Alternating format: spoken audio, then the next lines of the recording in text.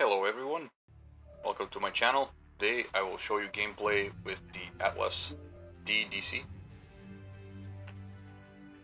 Over here you can select your mechs. You click select mech and then click on either light, medium, heavy or assault. They were playing with the DDC with an ECM, and I will show you exactly why the ECM is a little bit overpowered for an assault. There's several situations in which the ECM just makes me basically invisible to their team. Obviously, you have to use it correctly. You can't jump out in front of everybody and expect them not to see you, because you are still a physical object. You just can't be targeted. While they're searching for a match, I will explain exactly what my strategy is when playing an assault. I try to back up a team instead of pushing forward and actually being an assault type. I think it's a misnomer to name them assault mechs. This is the map voting screen. As you can see, I have a map vote multiplier times 3 and a game mode multiplier times 1. That's because the last 3 times it did not choose the map that I voted for. River City is a very good map. In my opinion, it has open spaces where you can snipe between the two hills. It has nice cover where you can ambush an enemy or flank them. So it's a very tactically oriented map. Though most of the games you will see are basically the same. People either go to Upper City, or what they call Upper City, because it's up on a hill, or they go through the water, which is basically down the river. I think I go that way, then I change directions towards Upper City on the enemy side of the Upper City. This game was recorded on March 2nd. I just haven't had time to make the commentary on it. All systems nominal. Down there you will see the weapon groups, and up here you will see the targets. This is your speed, and that's your heat. This is your map.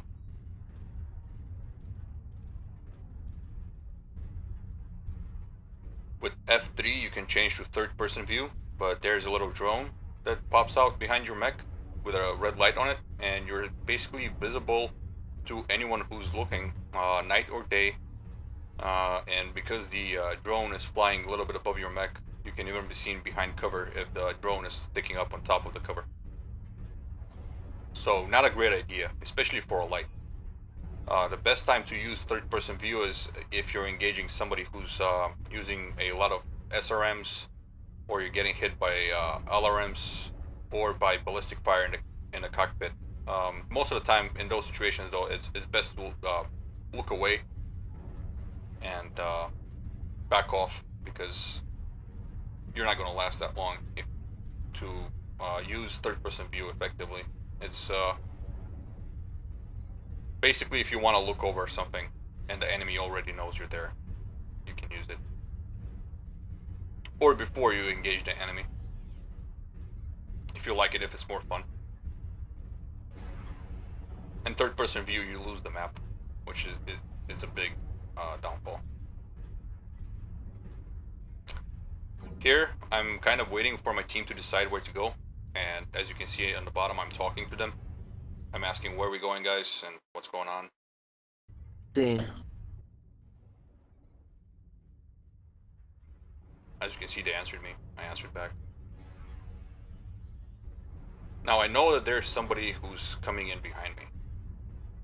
Going up here, I know that there's somebody who's going to try to be sneaky, but I expect my team to cover me. And this is where I lose sight of the map and just take a couple of pot shots. I probably do like 3 or 4 damage to that guy. Really not that much, but I take his attention, make him stop out in the open, across the bridge. And he's basically looking at me and not seeing me.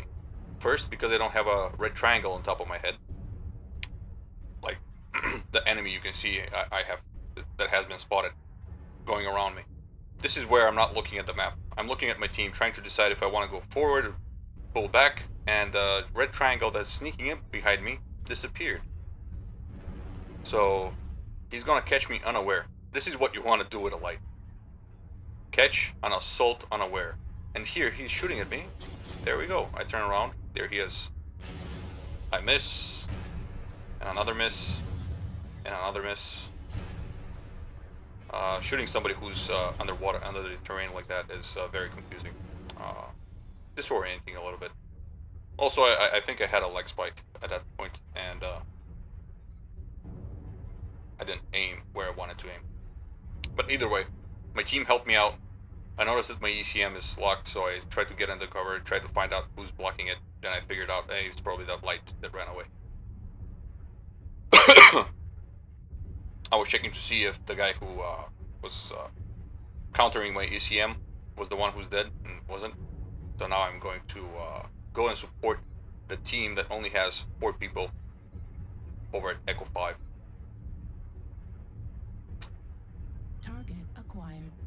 Not really planning on chasing a light, and he's dead. I wasn't planning on chasing a light. I just wanted to give him a little bit of support instead of, in case of somebody else being at Echo 5. Because I know that Direwolf was heading there. He was over at Delta 5 heading towards our upper city, our side of the upper city. Here, shooting at a guy who's not really looking for me. His friend sees me, but he doesn't. I have the night vision on because since we started at dusk, well actually dawn, the map is now nighttime. It's dark, and you can't see anybody if you're not in night vision. Well, you can, but it's difficult. And as you can see, nobody's really shooting at me. I know they see me. Well, they could see me, like that guy. But by the time he notices me, he's already half dead. I'm not targeting him, I'm targeting his buddy. And yeah, this is where my heat is at 75%, so I decided to back off. And I see the alarms are coming in at me. And from the left as well. Warning, incoming missile. It's very important to pay attention to your damage indicators, the red streaks that you see around the square in the center of the screen. That indicates where the damage is coming from. It's important, especially for an assault, because you don't turn as quickly, so you need to maximize your reaction time. Or minimize your reaction time. Depends how you look at it. That was an artillery strike. Well played by the light, but he got stuck under the bridge and basically got owned by that other assault that was over there. I think it's an Highlander IIC, which is the inner sphere version of the clan mechs. They can use clan weapons.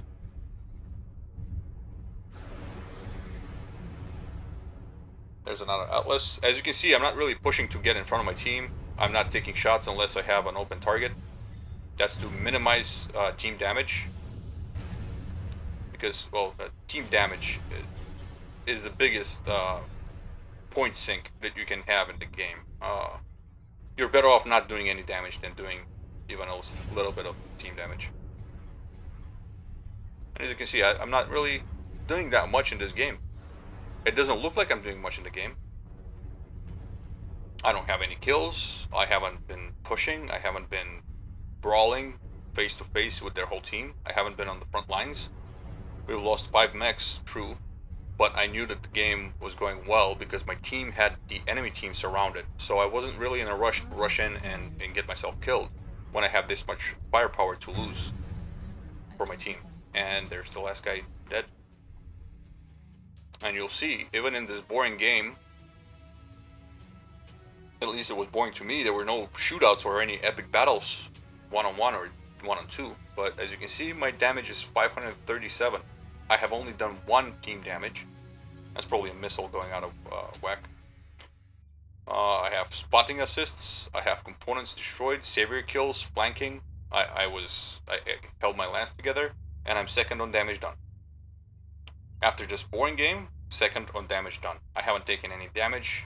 I haven't killed anyone, but, you know, I have 8 assists. The top guy has 9 assists, so He did very well with Highlander, IICB. Thank you for coming to my channel, and I will see you next time.